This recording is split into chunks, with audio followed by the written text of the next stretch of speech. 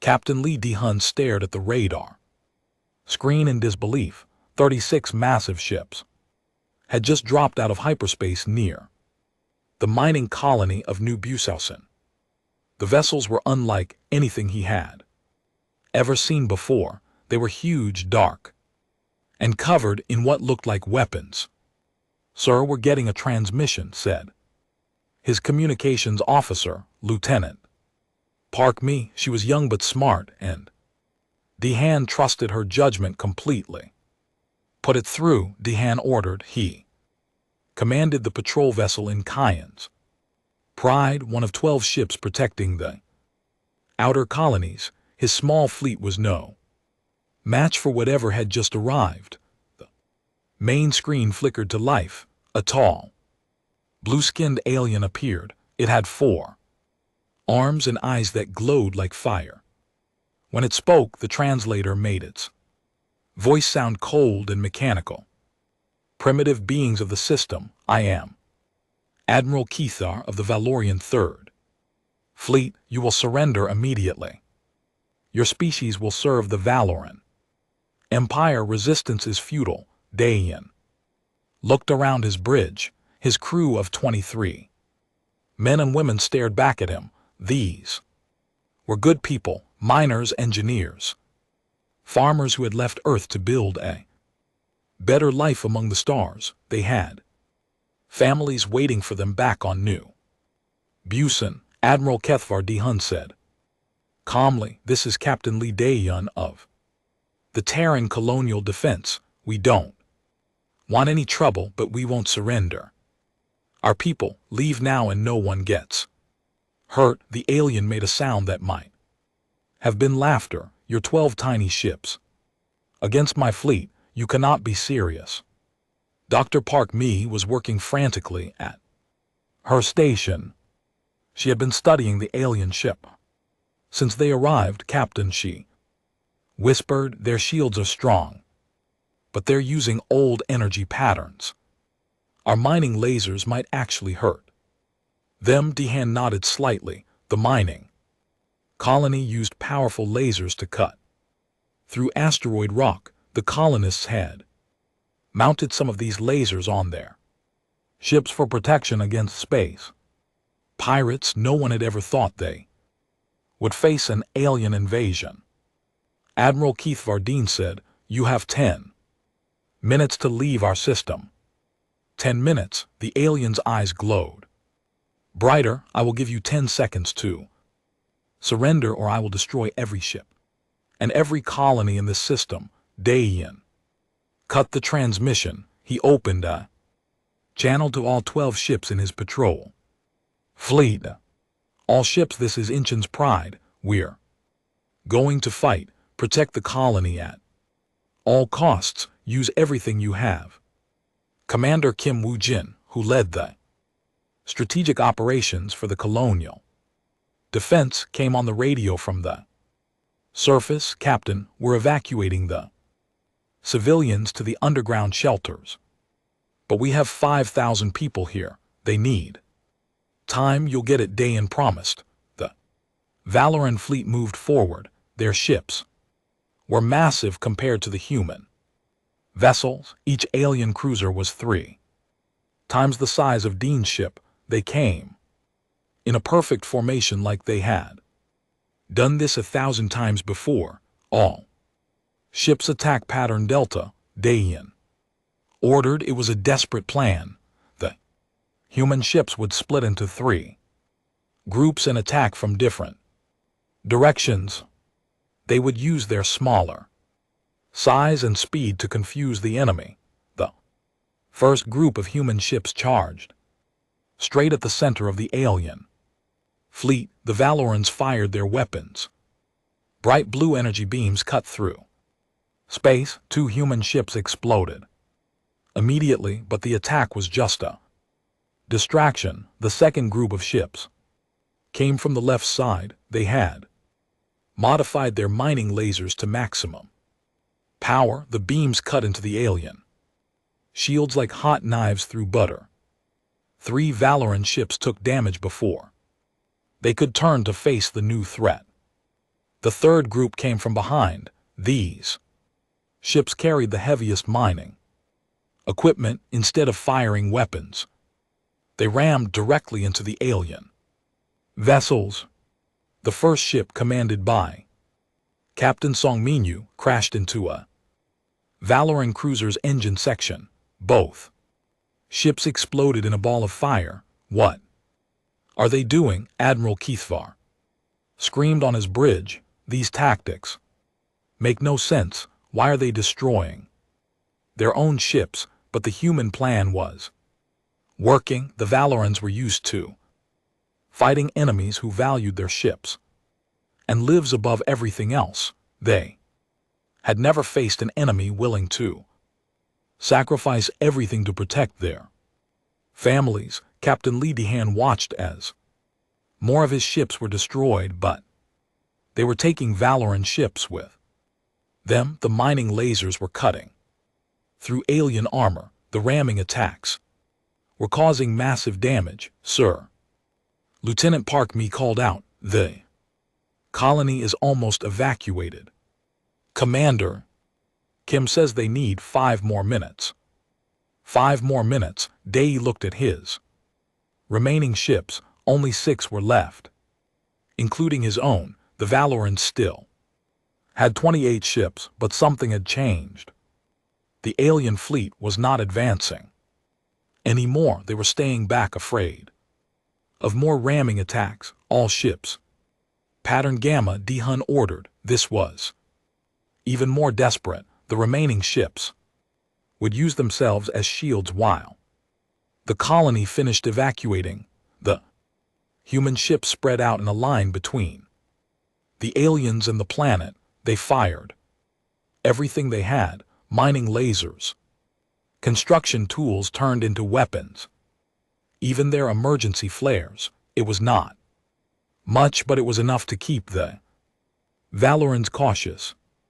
Admiral Keithvar watched from his command ship. He had conquered 17 different species in his career, but he had never seen anything like this. These humans fought like they were insane. They destroyed their own ships without hesitation. They turned mining equipment into weapons. They refused to surrender, even when facing impossible odds. "Admiral," his tactical officer reported, "we have lost 8 ships. These humans are using weapons we do not understand. Their tactics are completely unpredictable." Keithvar stared at the human ships. They were small and weak, but they fought with a fury that frightened him. His own crew was getting nervous. Valoran warriors were brave, but they were not used to enemies who seemed to enjoy dying in battle. "Sir, the humans have stopped firing," the tactical officer said. "On the planet below." Commander Kim Woo-jin and LT Unk and GT's voice came over the radio. "Captain Dayan, all civilians are safe. Underground shelters are sealed. Colony is secure." Day smiled. His mission was complete.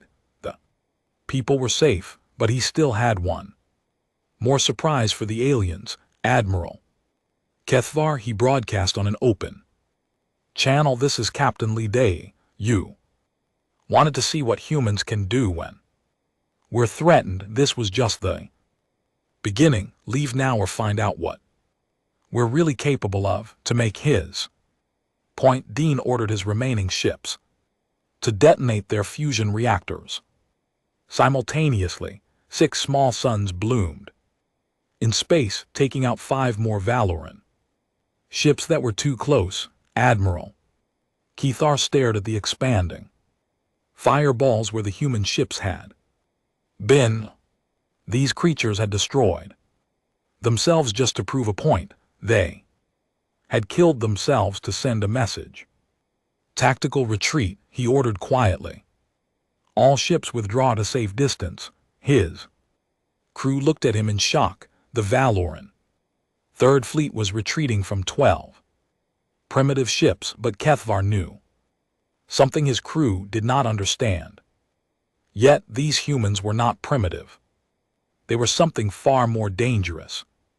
From the underground shelters on New Busausen, Commander Kim Woo-jin watched the alien fleet pull back. Dr. Park Mi had made it to the surface before the battle ended. She was analyzing the data they had collected on the Valorian ships. Commander, she said, I've been studying their technology. They're advanced, but they're also predictable. They fight like they're following a manual. Everything by the book. Kim Woo-jin nodded. And we don't have a book. We make it up as we go. On his command ship, Admiral Kethvar was preparing his report to the Valoran High Command. How could he explain what had happened? How could he tell them that 12 small ships had forced his entire fleet to retreat? Admiral, his communications officer said, we're receiving a transmission from the planet. From the humans? Kethvar asked. Sir, it's from someone called Commander Kim Woo-jin. Cathar hesitated, then nodded. Put it through. Kim Woo-jin appeared on the screen. He was a young human male with serious eyes. Admiral Kethvar, I have a message for your empire. What you fought today was one small patrol fleet protecting one small colony. We have over 200 colonies spread across 50 star systems. Each one is defended. Each one is ready to fight. Tell your empire that humanity does not surrender. Tell them we protect our own. And tell them that if they want a war, we'll give them one they'll never forget. The transmission ended. Admiral Kethvar sat in his command chair, thinking about what he had seen. The humans had fought with weapons that should not have worked. They had used tactics that made no strategic sense. They had sacrificed themselves without hesitation to protect their civilians. But the most frightening thing was what the human commander had said. This was just one small colony. How many more were out there? How many more humans were ready to fight like this? Kethvar began composing his report to the High Command. He would recommend sending a full sector fleet to deal with the human threat, maybe 2 sector fleets. These creatures were more dangerous than they appeared. In the underground shelters of New Busausen, the civilians were emerging to survey the damage. The space battle had been visible from the planet's surface. They had watched their defenders sacrifice themselves to keep the colony safe. Dr. Park Mi was collecting data from the wreckage in orbit. The pieces of Valoran ships would tell them much about their enemies' technology, but she had already learned the most important thing. The aliens.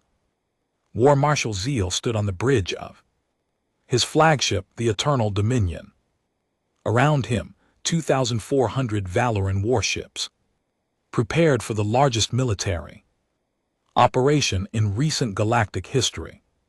The 5th Conquest Armada represented 15% of the Empire's total military might. It was enough firepower to destroy entire star systems. Marshal, his aide, reported, all fleet groups are ready. We have confirmed positions on 17 human colonies across 12 star systems. Zephyl nodded. He was a veteran of 17 successful planetary conquests. The humans would learn what it meant to defy the Valoran Empire. Admiral Kethar's humiliating defeat would be avenged. Begin the assault, he commanded. Start with their 3 largest colonies, New Sol, Neotakyo, and Prometheus Station. Show no mercy across human space. Admiral Cho was coordinating the defense. From Terra Command, the graying military veteran had spent his entire life preparing for this moment. Humanity's first interstellar war. Sir, his aide Reported, we're detecting massive Valoran fleet movements, at least 2,000. Ships possibly more, they're targeting our major population centers. Choisinho studied the tactical display. Red dots showed Valoran ships moving toward human colonies. The enemy had overwhelming numerical superiority. But numbers were not everything. Send word to all colonies, he ordered. Execute Defense Protocol 7, all. Civilians to prepared shelters, all. Militia units to battle stations, and activate the Ghost Corps. Colonel Yunji Su received the activation signal while her unit was training in the asteroid fields near Prometheus Station. The Ghost Corps was humanity's most elite special forces unit. They specialized in unconventional warfare, the kind of fighting that regular armies could not handle. All units, this is Phoenix leader, she broadcast to her scattered teams, the party has started. You know what to do. Yunju's teams were different from normal soldiers. They had spent years learning to fight in space. Without large ships, they used small, fast vessels that could hide among asteroids and space debris. They struck without warning and disappeared before the enemy could respond.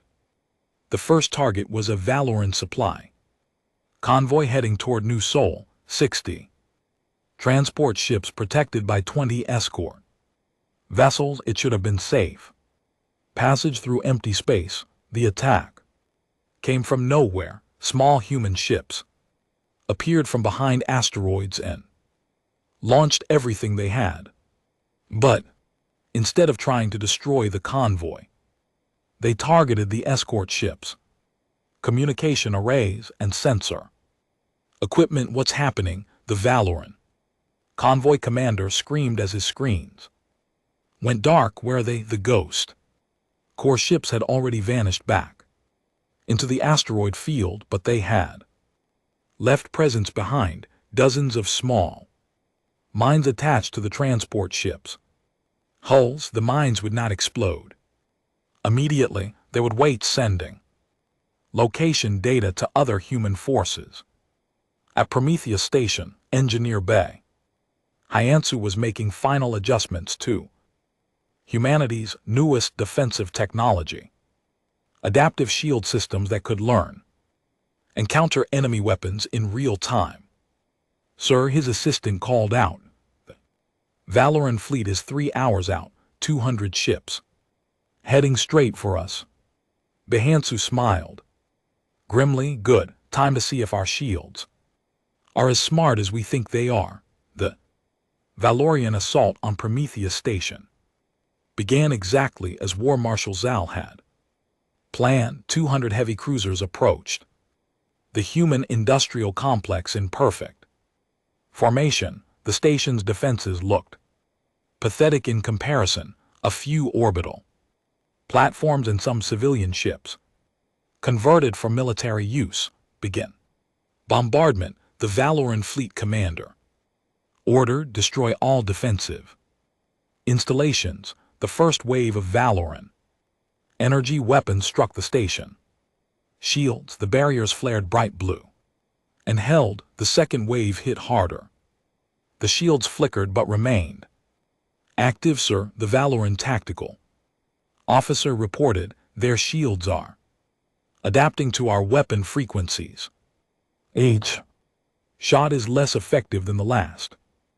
Hyanu watched from the station's command center as his adaptive shields learned from each attack. The Valoran weapons used predictable energy patterns. The shields analyzed each shot and adjusted their harmonics to better resist the next one. Rotate shield frequencies every 30 seconds, he ordered. Let them think they're making progress, then surprise them.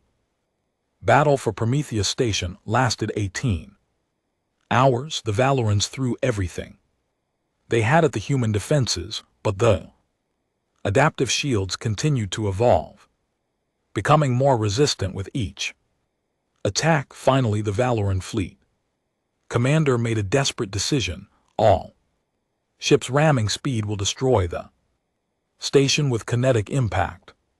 But as the alien ships accelerated toward the station, Colonel Yunjasu's Ghost Corps struck again. They had been hiding in the wreckage of destroyed civilian ships, waiting for this moment. Small explosives attached to the Valoran ships' engines detonated simultaneously.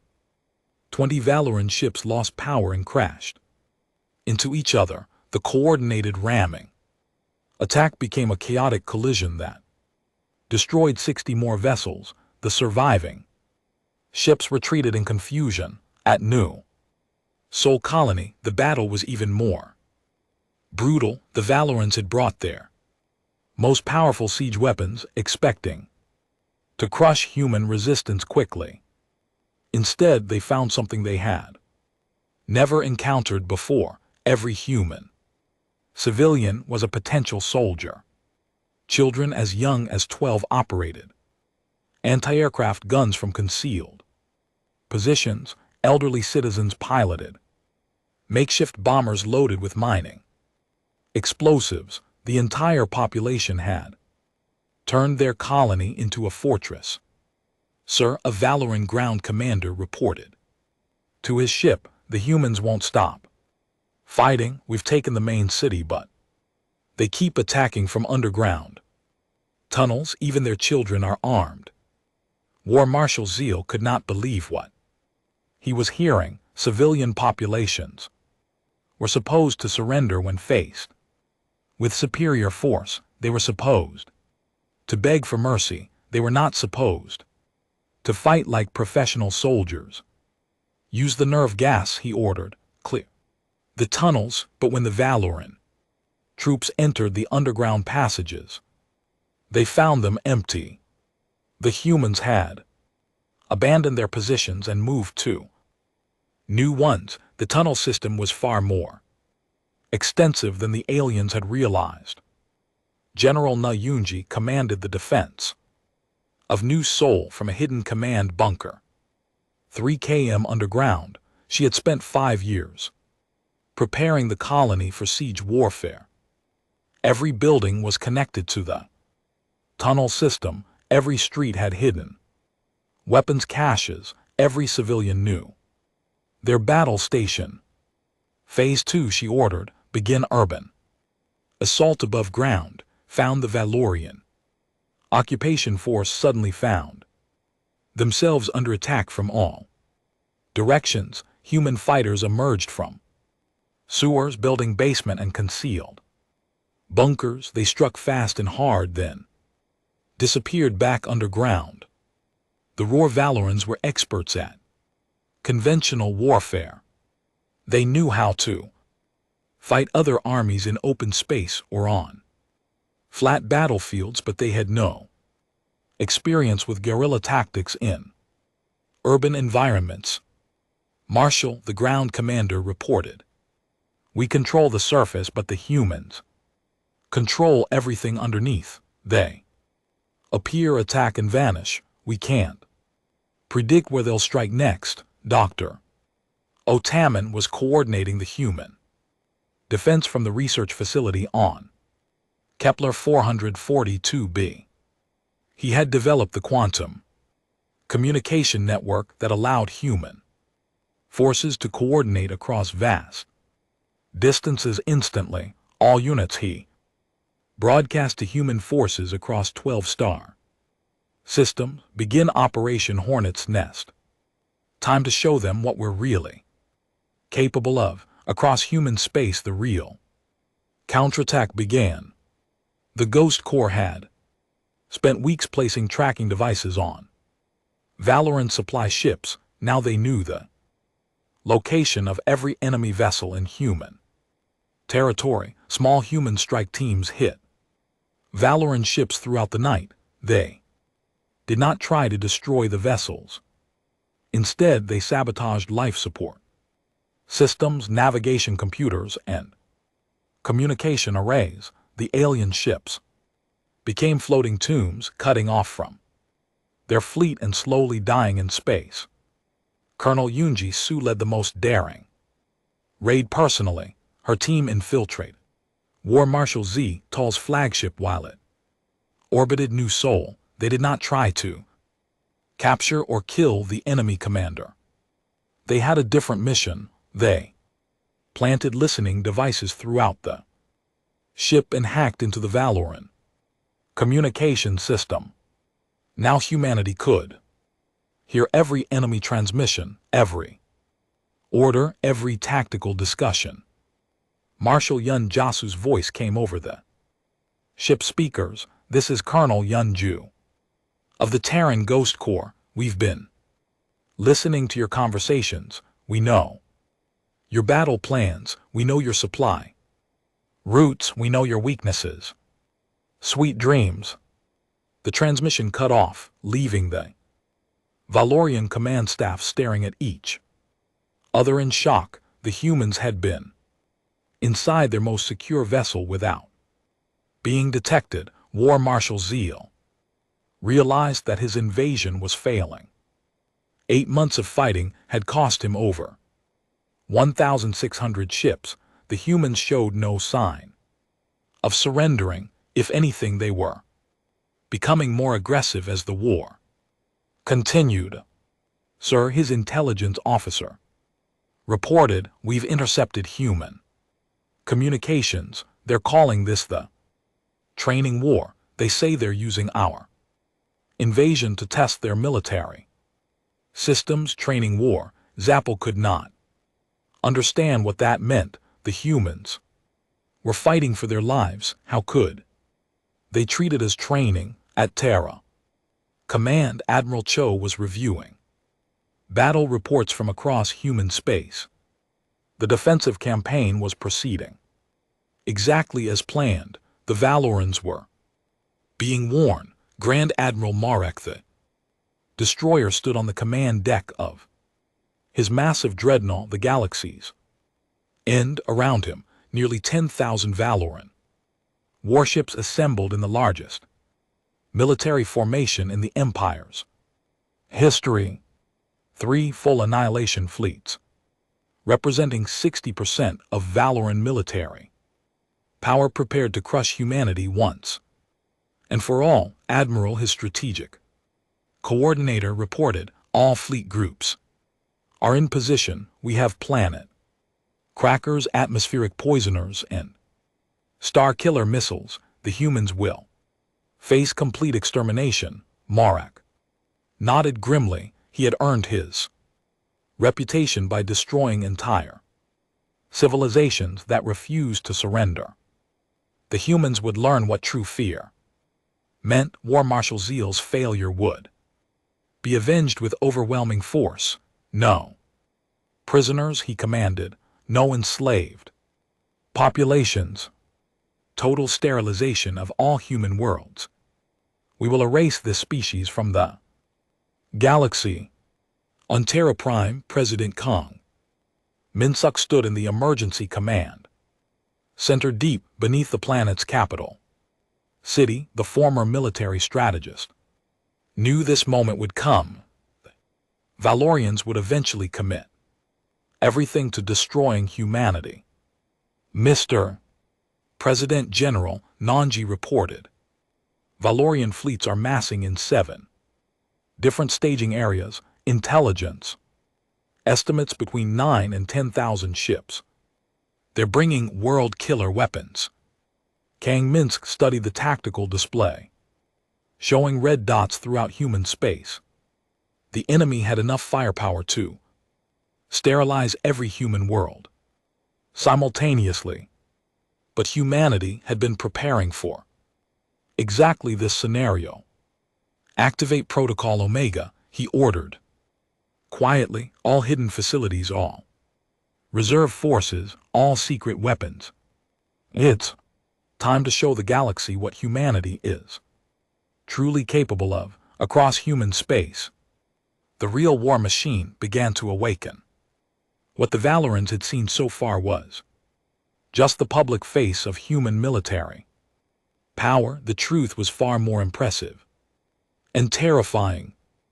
Dr. Atemian coordinated the activation from his hidden facility in the Century system. For 3 years, humanity had been building weapons and ships in locations the Valorans could never have imagined. Underwater factories on ocean worlds, underground shipyards and asteroid mining stations, hidden construction facilities in the empty space between star systems. All stations report ready, he announced to President Kang Min-sok.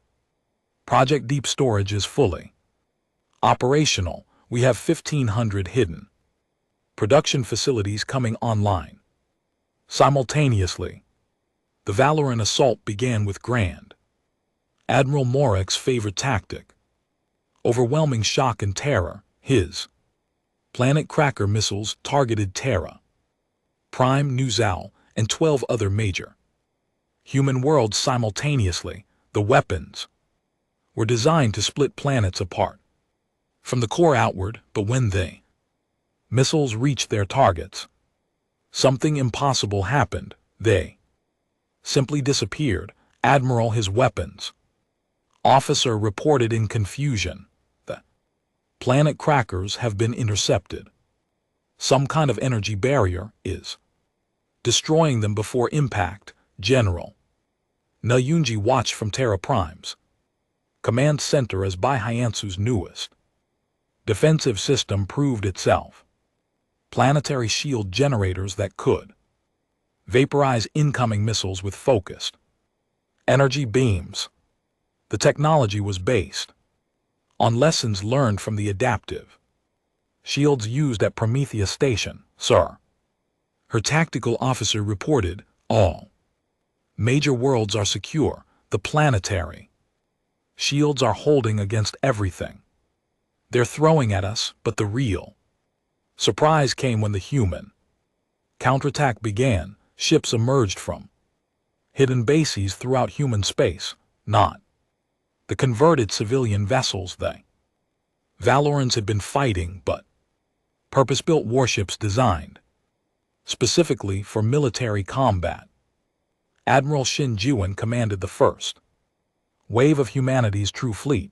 Her ships appeared from concealed positions in asteroid fields, nebulae, and empty space between star systems. The Valoran suddenly found themselves facing an enemy they had never seen before. All ships, she broadcast, begin operation. Retribution, show them what happens when you threaten human families. The new human ships moved unlike anything the Valorans had encountered. They were fast, heavily armed, and equipped with Bai Hyan's adaptive technology. Their shields learned from enemy attacks. Within seconds, their weapons adjusted frequency and power automatically to penetrate Valoran defenses. Marshal Yang Dong-yuk led the deep space reconnaissance force in a series of strikes that devastated Valoran supply lines. His ships had been watching enemy movements for months, learning their patterns and weaknesses. Target their command vessels, he ordered. Take out their fleet. Coordination first. Yang Dong-yuk and LT Unk and GT's forces used tactics the Valorans could not understand.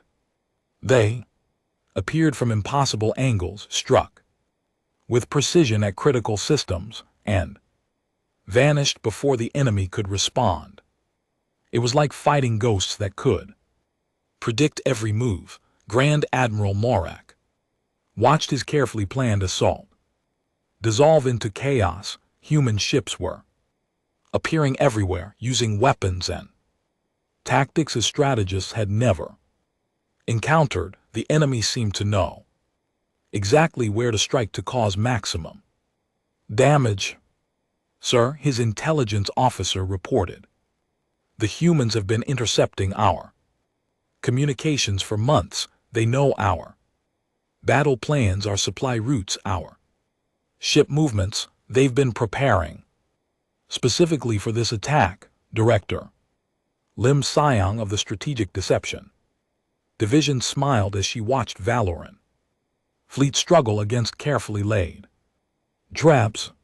Our teams had spent 2 years feeding false information to enemy intelligence while learning everything about Valoran military doctrine. Phase 3, she announced to her. Scattered operatives begin the revelation protocol, time to show them how thoroughly they've been deceived. Across the battlefield, human forces revealed the true scope of their deception. The colonies the Valorans thought they had destroyed were empty shells. The real populations had been evacuated to hidden worlds months before the invasion began. The desperate defenses the humans had mounted were carefully designed training exercises. Every battle had been planned to test specific weapons and tactics against live enemies. The Valorans had unknowingly served as test subjects for humanity's military development. President Kong Minsuk addressed the Valoran High Command directly via intercepted communication channels. His image appeared on screens throughout the VI enemy fleet, calm and confident. Honorable members of the Valorian Empire, he said, you have been fighting the Terror Colonial Defense Force, our local militia. They represent approximately 30% of human military capability. You are about to meet the Terran Republic Defense Forces, our actual military. The transmission cut off, leaving Grand Admiral Morek staring at a blank screen. 30%, the humans had been holding back 70% of their forces. Admiral Park Jin Wu and LT Unk and GT's reserve armada emerged from hiding like a rising tide of death. 15,000 ships of advanced design equipped with weapons the Valorans had never seen. They moved in perfect coordination, as if controlled by a single mind. All units. Park Gen-woo broadcast begin. Total war protocols. No Valoran ship leaves human space. The reserve armadas ships were marvels of human engineering. They used quantum entangled communication systems that made jamming impossible. Their weapons could adjust power and frequency faster than enemy shields could adapt. Their armor was designed to actually become stronger when damaged. General Hong Yuna commanded the ground forces that landed on Valorian ships disabled by the fleet action, but instead of slaughtering the enemy crews, she did something unprecedented in galactic warfare. Attention Valoran personnel, she broadcast to captured ships. We are providing medical assistance to your wounded and repair crews for your damaged vessels. Surrender peacefully, and you will be treated according to the Terran Conventions on Warfare. The Valoran soldiers who surrendered found themselves in a situation none of them could understand. The humans provided food, medical care, and comfortable quarters. They asked questions about Valoran culture and technology, but they did not torture or execute prisoners. Why are you helping us? A wounded Valoran officer asked General Hong Yuna. We came to destroy your species, Hong. Yuna smiled sadly, because that's what humans do. We fight when we have to, but we don't enjoy killing. We'd rather turn enemies into friends. The battle for human space raged for 18 months, but it was not the desperate struggle they Valorans had expected. Instead, it was a systematic demonstration of human military superiority. Dr. Oman's quantum communication network allowed perfect coordination between Human forces across hundreds of light years, every ship, every soldier, every defensive installation operated as part of a single massive organism. The Valorans found themselves fighting an enemy that seemed to read their minds. Human forces anticipated every attack, countered every strategy, and struck at weak points the aliens did not even know they had. Grand Admiral Morik's mighty armada was reduced to fewer than 3,200 operational ships. His planet crackers had been neutralized. His elite assault troops had been captured and were being treated better than they treated their own wounded admiral. His communications officer reported, "We're receiving a transmission from the human fleet. Commander, Admiral Park Jin-woo and LT Unk and GTS."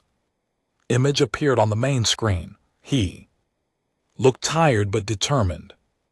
"Grand Admiral Morik, this is Admiral Park Jin-woo of the Terran Republic. Defense Forces, your invasion has failed. Your ships are surrounded. Your crews are dying. Surrender now and we will." Emperor Kafavan of the Valorian Empire sat in his golden throne room, reading Grand Admiral Morik's battle report for the third time. The words seemed impossible to believe. The Empire's greatest military force, 60% of their total fleet strength, had been defeated by a species that appeared to treat warfare as entertainment. Counselor Vexar, he called to his chief military advisor, "Explain to me how this is possible. How can creatures who have barely achieved interstellar travel defeat our greatest armada?" Counselor Vexar shifted nervously. The old warrior had served the Empire for 40 years, but he had never seen anything like the reports coming from human space. "Your Majesty, our intelligence division has been analyzing intercepted human communications. The truth is worse than we feared." The Emperor gestured for him to continue. "The forces that defeated Grand Admiral Morik represent less than 30% of human military capability. What we fought was their colonial defense force and local militia. Their actual military has not yet engaged in the depths of space far from any star system." Admiral Shin Juan commanded the Human Reserve Armada from her flagship, the Terror's Wrath. Around her, 15,000 ships waited in perfect formation. These vessels had been built in secret over the past 5 years, hidden in locations the Valorans could never have imagined. Admiral, her tactical officer reported, "We're receiving new intelligence from the Deep Space Reconnaissance Division. The Valorans have discovered our deception network." Shinji smiled coldly. Marshal Yang Dong, Huck and LT Unk and GTS spy ships had been observing Valoran space for over a decade. Humanity knew the location of every major enemy world, military base, and resource facility. They had detailed maps of Valoran territory that were more accurate than what the Empire's own military possessed. "Good," she said.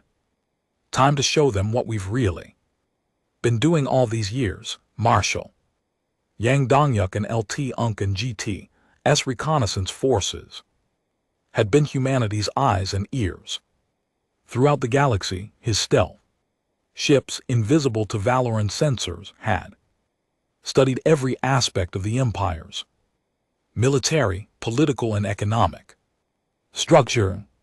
"Sir," his intelligence officer reported, "from the hidden base in the void between stars, the Valorans have finally realized that Earth is not humanity's home world. They're beginning to understand the scope of our deception."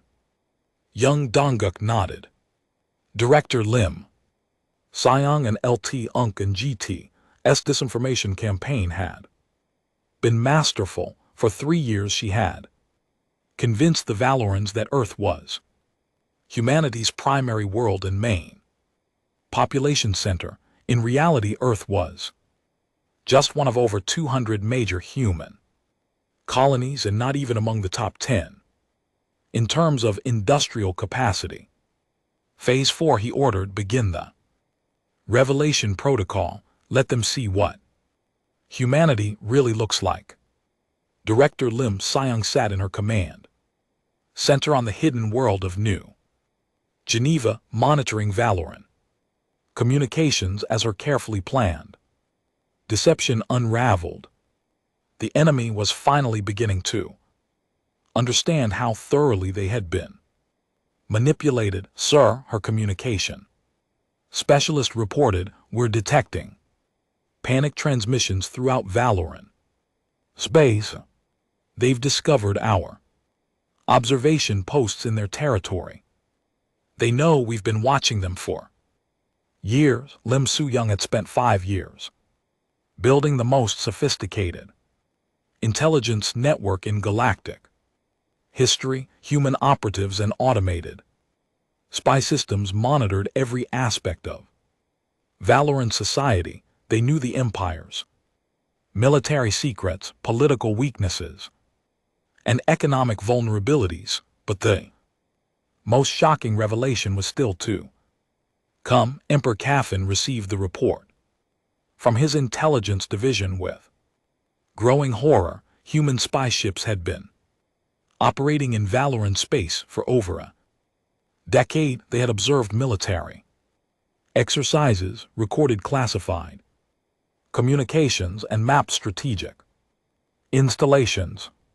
Your Majesty, Intelligence Director Marath reported, the humans have been preparing for this war since before first contact. They knew about our Empire years before Admiral Cathvar encountered their patrol fleet. The Emperor stood up from his throne, pacing to the great window that showed the capital city of Valorius Prime.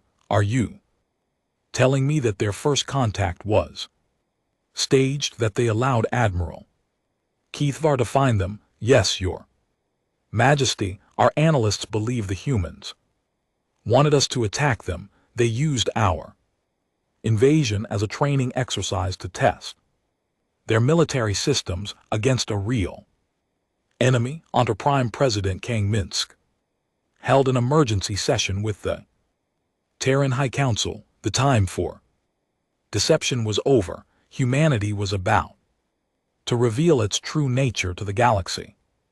Counselors, he addressed the assembled leaders of human space. The Valorans now know they have been fighting less than 1/3 of our military forces. It's time to show them what humanity looks like when we're actually trying. Fleet Admiral Park Jin-woo received his new orders via quantum encrypted transmission. The reserve armada would emerge from hiding and demonstrate why humanity had become the dominant species in their region of the galaxy. All ships, he broadcast to his massive fleet. Operation Final Lesson begins. Now show the galaxy what happens when you threaten human civilians. But as the reserve armada prepared to reveal itself, something even more shocking was happening throughout human space. Civilian news broadcasts were discussing the war with casual interest, as if it were a sporting event rather than a fight for survival. Valoran intelligence operatives intercepted human media transmissions with growing disbelief. News anchors discussed battle tactics like game strategies. Civilian commentators critiqued military performance as if watching entertainment. Children played games based on the battles they had witnessed. Breaking news, a human reporter announced the Valoran Empire has committed 60% of their total fleet strength to the invasion of human space. Military analysts expect this phase of the conflict to last approximately 6 more months before Valoran forces are forced to retreat. The reporter spoke as if the outcome was already decided. There was no fear, no uncertainty, just confident analysis of how the war would proceed.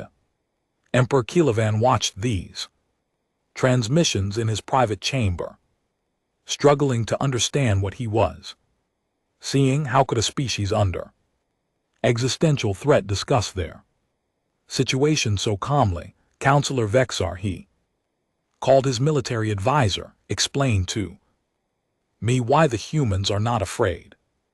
The old warrior's response chilled the emperor to his core. Your Majesty, our psychologists believe the humans are not afraid because they never considered this a real threat to them. Our invasion is an interesting challenge, not a fight for survival. In the hidden research facilities of New Cambridge, Dr. Otaman was coordinating humanity's true scientific achievements.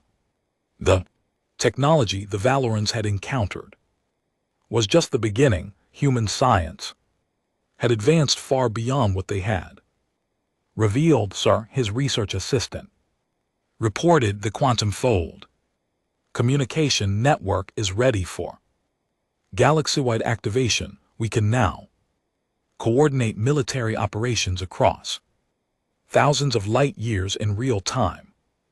Atemian nodded.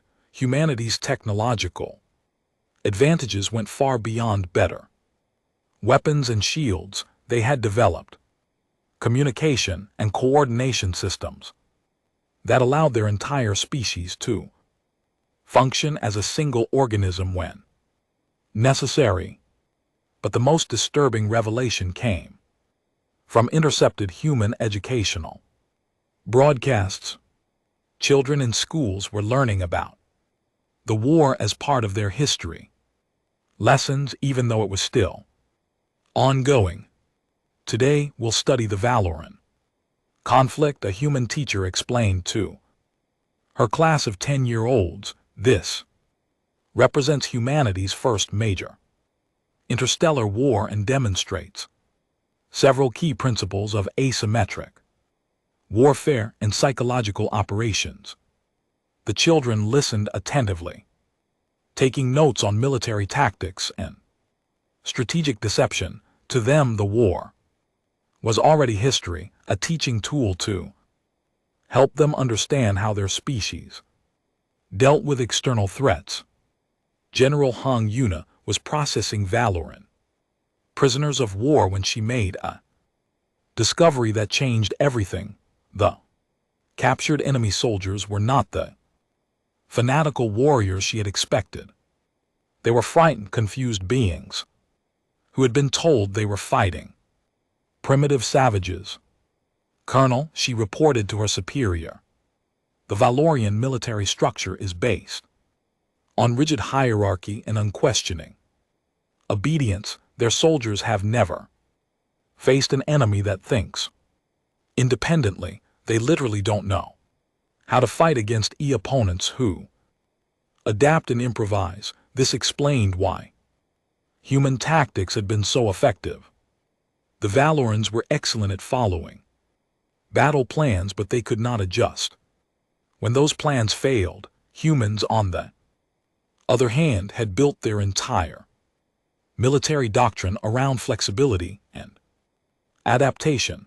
Ambassador Noman received his instructions from President Kang Minsk as Valorian resistance began to collapse throughout their empire. His mission was to negotiate not just an end to the war, but the foundation of a new galactic order. Ambassador, the President said, the Valorans are about to learn that humanity has been in contact with 47 other spacefaring species.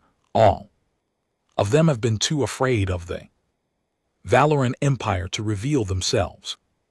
With the Empire neutralized, it's time to build something better. As the truth spread throughout Valoran space, panic began to set in, not just military Panic but existential terror at the realization of what they had awakened.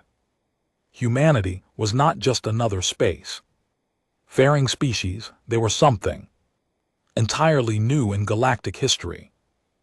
Species that treated warfare as problem, solving diplomacy as Ray president. Kangman stood before the assembled representatives of 63 different species in the Great Hall of Terra Nova Station. The massive space facility had been built in just 6 months, a testament to humanity's industrial capabilities. Today would mark the beginning of a new chapter in galactic history. Fellow citizens of the galaxy, he began, his words translated into dozens of languages simultaneously. We gather today not as conquerors and conquered, but as partners in building a better future for all sentient life. Fleet Admiral Park Jin-woo watched from the military section as former enemies sat side by side with species that had hidden from the Valorian Empire for centuries, the Kari who had spent 50 years hiding in the galactic rim, the Genti collective whose peaceful merchant fleets had been driven underground by Valoran aggression, the mysterious Vorthon whose advanced technology had been kept secret for fear of Valoran theft. Adam, his aide, whispered, the integration of former Valoran military units is proceeding ahead of schedule. General Hong Yuna reports that 3,000 enemy officers have volunteered for joint training programs. Park Jin-woo nodded. General Hong Yuna's occupation forces had accomplished something unprecedented in galactic history. Instead of ruling through fear and oppression, they had improved conditions for Valorian civilians while retaining former enemy military personnel as partners rather than prisoners. Emperor Kafin, now bearing the ceremonial title of Cultural Advisor for Valoran integration, sat in the front row of the assembly. 6 months ago, he had commanded the largest empire in known space. Today he watched his former subjects working alongside their former enemies to build something better than either had imagined possible. Your Majesty, Ambassador No-sun said, quietly taking the seat beside him. Reconstruction of Valorius Prime is ahead of schedule. Human engineering teams have restored full infrastructure, and your people report higher satisfaction ratings than they had under the old system. Kafin still struggled to understand how this was possible. Humanity had defeated his empire completely, yet instead of enslaving or destroying his people, they had made their lives better. Valorian workers now had shorter hours, better pay, and access to medical care that surpassed anything the Empire had provided. Ambassador, he said, why? Why help those who try to destroy you? No, Sunungman smiled, because that's what humans do. We solve problems. Your people were suffering under an oppressive system that forced them to attack others. We fixed the system.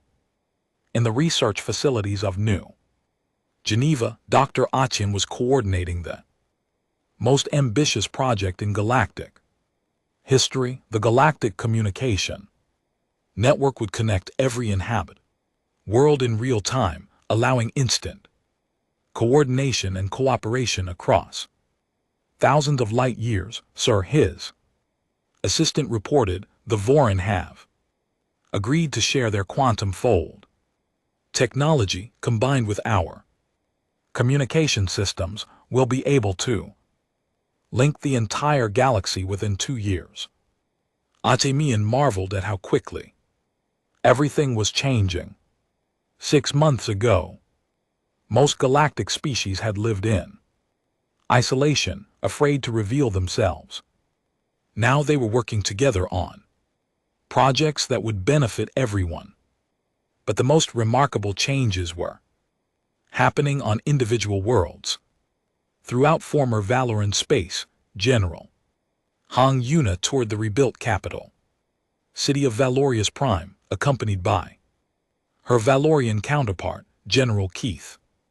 The former enemy commander had become one of humanity's most effective partners in the reconstruction effort.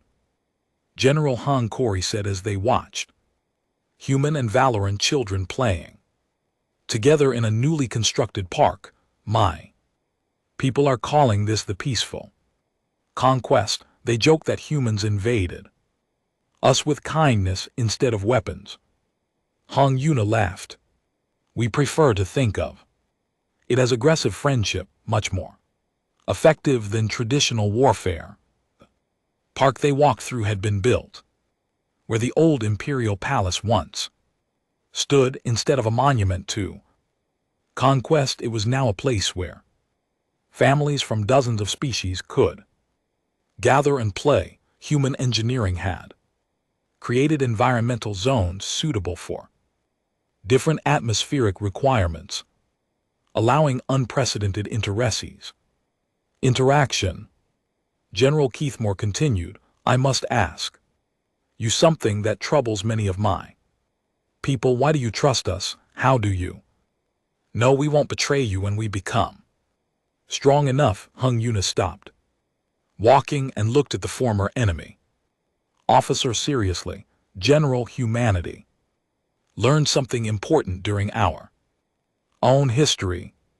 The best way to prevent future conflicts is to make sure everyone benefits from peace. If your people are happy, prosperous, and free, why would they want to fight us?" Marshal Yang Dongyuk and LT Uncan GT's Deep Space Reconnaissance Force had been reassigned to exploration rather than military intelligence. His ships, which had once spied on enemy fleets, now searched for new species to invite into the growing galactic community. "Sir," his navigation officer reported, "we've detected artificial structures in the Kepler 891 system. Appears to be a civilization that's achieved early space flight but hasn't left their home system yet." Young Donghuk smiled. First contact protocols had changed dramatically since the Valoran conflict. Instead of waiting for new species to find them, humanity actively sought out developing civilizations to offer assistance and protection. "Prepare the standard first contact package," he ordered. "Medical technology, communication systems, and a formal invitation to join the galactic community, and make sure they understand we're here to help, not conquer." But the most significant changes were happening in human space itself. The war had revealed humanity's true capabilities, but it had also shown the galaxy what human society was really like. Director Lim Siang of the Strategic Deception Division found herself reassigned to the Department of Cultural Exchange. Her skills at understanding and manipulating other species were now used to help facilitate peaceful cooperation rather than military advantage. "Ma'am," her assistant reported, "the Kalari delegation is requesting assistance with their educational system. They want to implement human-style critical thinking programs for their children." Lim Su-yang nodded. This was the kind of challenge she enjoyed. How do you teach an entire species to think differently? How do you help them develop the flexibility and adaptability that had made humanity so successful? The answer she had learned was patience and genuine respect for other cultures. Humans didn't try to make other species become human. They helped them become better versions of themselves.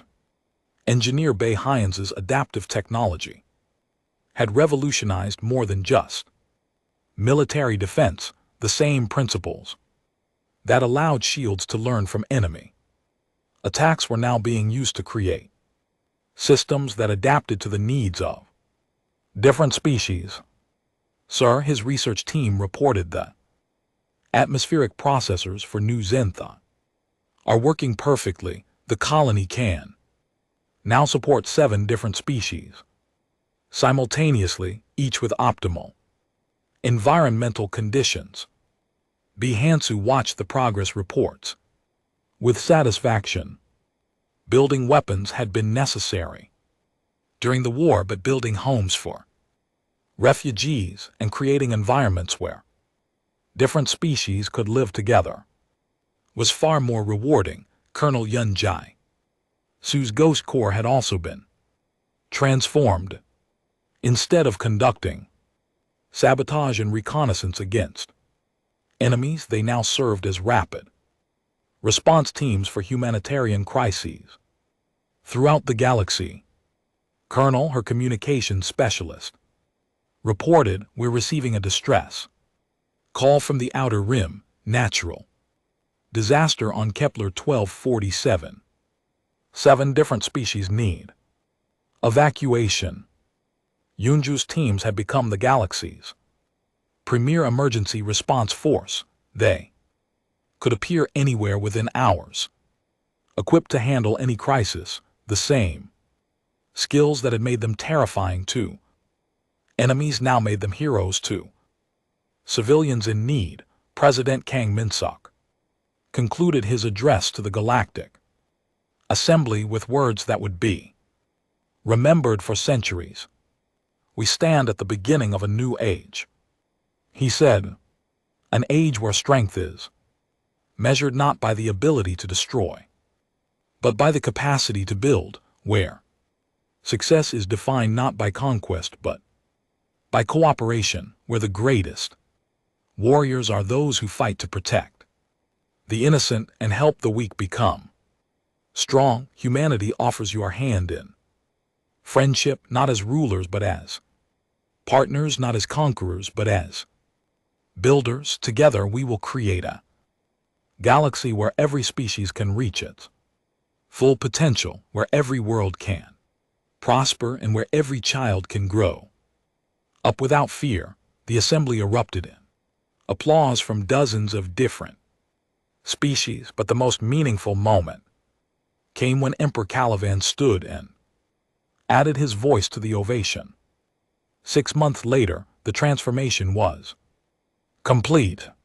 The Valorian Empire had become the Valorian Federation, a democratic society where former subjects now chose their own leaders. 47 species that had hidden in fear for decades now participated openly in galactic commerce and culture. The Treaty of Terra Nova established humanity as the protectors of galactic peace, but with strict limitations on their authority. They could intervene to prevent aggression or genocide, but they could not impose their will on peaceful societies. Ambassador No Sunman had negotiated framework that satisfied everyone. Humanity would provide military protection and technological assistance, but each species would govern itself according to its own values and traditions. The final scene of this new galactic order took place in a small park on Valorius Prime. Emperor Kaf